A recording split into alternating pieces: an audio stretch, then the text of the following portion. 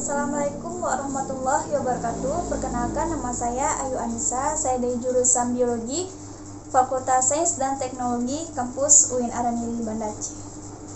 Baiklah, di sini saya akan memaparkan 3 judul yang mana judul ini sudah pernah diteliti. Judul pertama yaitu ada potensi rumput laut sebagai obat penyakit neurodegeneratif berdasarkan aktivitas neotropiknya. Nah, mengapa dengan rumput laut? Rumput laut ini merupakan salah satu organisme autotrof yang mana tidak memiliki akar, batang, dan daun sejati. Nah, kemudian dibalik kesederhanaan rumput laut ini menyimpan potensi terutama di bidang sumber penghasil bahan aktif dan mudah dibudidayakan. Nah, kemudian keragaman rumput laut di Indonesia ini mencapai 900 jenis rumput laut yang berada di perairan laut. Nah, pemanfaatan rumput laut itu biasanya sebagai hidrokoloid dan sebagai bahan sumber dari pembuatan kosmetik dan farmasi. Nah, kita membahas sedikit tentang otak manusia. Nah, otak manusia ini merupakan sistem saraf yang terdapat di invertebrata dan vertebrata.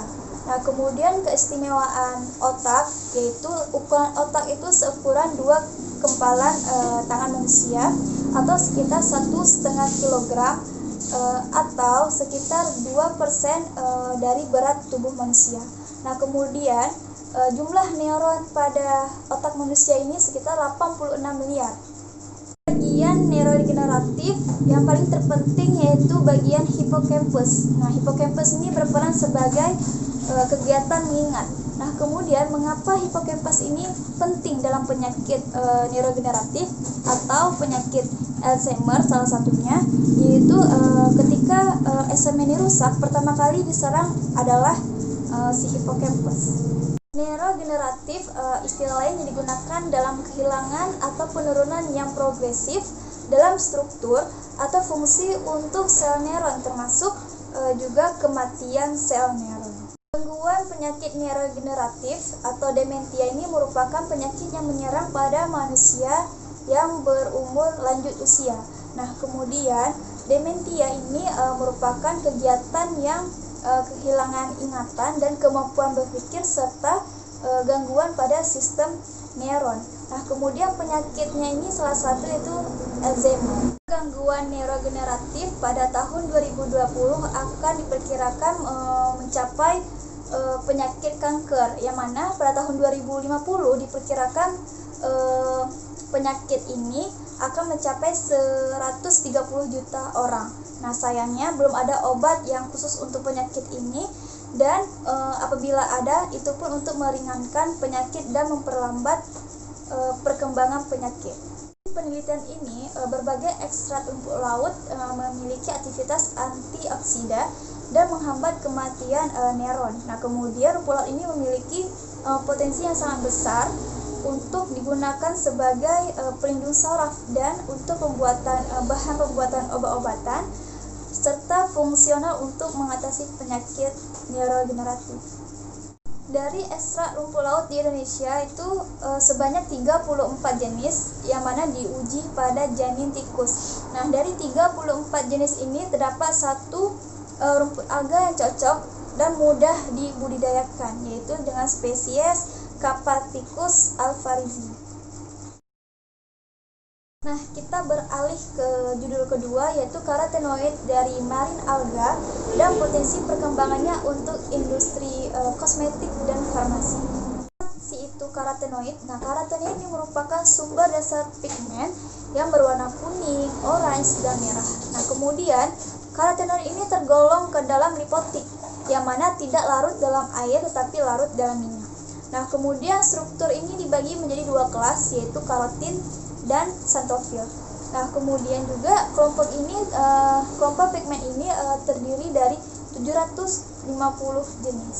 Kemudian di sini terdapat mikroalga penghasil karotenoid. Yang pertama yaitu ada astaxanthin, fucoxanthin, dan beta karotin.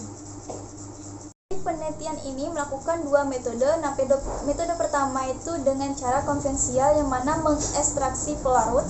Nah, metode kedua itu secara non konvensional yang mana mengekstraksi supercritical carbon dioksida. Nah, jadi perbedaan antara dua metode ini, yang metode pertama itu secara konvensional, yaitu prosesnya itu cepat dan sederhana, membutuhkan waktu sekitar 48 jam. Nah, kemudian pada metode non konvensional ini prosesnya itu membutuhkan waktu sekitar lebih kurang 60 menit. Potensi karotenoid untuk aplikasi kosmetik, pengujian ini menggunakan tikus yang mana dengan disinari sinar UVB dengan panjang gelombang sekitar 250 sampai 315. Nah, kemudian ketika tikus disinari oleh sinar UVB dan memakai mikroalga fukosantin, itu menghasilkan kerutannya menghilang. Potensi karotenoid pada aplikasi farmasi ini biasanya menyerang pada laki-laki dan wanita. Nah, pada laki-laki itu biasanya penyakit kanker. Nah, ketika pada perempuan biasanya penyakit kanker pada serviks, kanker payudara, dan lain-lain. Kelemahan dari karotenoid yaitu sensitif dengan cahaya, suhu, oksigen, bahkan tidak terlarut dalam air. Kemudian kita beralih ke judul ketiga, yaitu phycobilin protein dari alga merah sebagai pewarna alami. Kemampuan alga merah pada saat proses fotosintesis, yang pertama itu sinar matahari menembus ke dalam kolam air laut. Nah, di sini dibatasi oleh kedalaman air laut. Kemudian kondisi ini sangat dimanfaatkan oleh alga merah untuk melangsungkan kehidupannya. Kandungan alga merah ini terdapat kompleks protein berwarna dan terdapat 3 jenis pigmen yang terdapat di dalam alga merah. Phycobilin protein atau jenis pigmen pada alga merah ini terdapat 3 jenis. Yang pertama ada pada bagian luar, yaitu ada phycoerythrin. Nah, kemudian pada bagian dalam yaitu ada phycocyanin. Pada bagian tengah atau inti yaitu ada alophycocyanin. Phycobilin protein ini merupakan pigmen polar yang menggunakan pelarut air atau buffer untuk pada saat kegiatan mengekstraksinya. Kekuatan pigmen alga yang pertama yaitu memiliki nilai nutrisi, ramah lingkungan, dan tidak beracun. Kelemahan dari pigmen alga ini yaitu relatif lebih mahal dan kemudian kurangnya ketersediaan bahan baku. Sekian dari pembahasan saya. Apabila ada perkataan yang salah, saya mohon maaf. Wabillahi taufiq wa hidayah. Wassalamualaikum warahmatullahi wabarakatuh.